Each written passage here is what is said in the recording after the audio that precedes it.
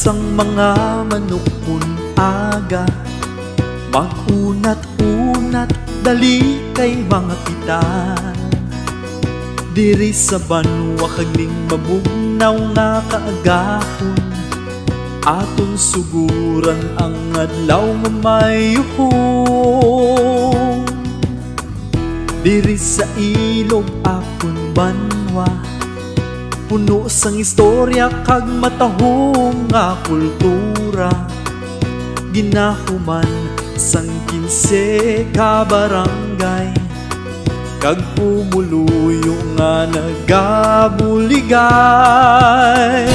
Ginalibutan sang malaba nga subang, nadiskubre sang mga pari kag nanginuna. Kapital Negros kag Siquijor nga isla, nangin sentro sang komersyo kag iban pa. Ginhandom nga lusubon sang mga Moro, apang wala nagpadaog ang mga Kristiyano. Sa bulig ni Senyor Santo Niño, madinalag-on nangin hilway ang banwa ko.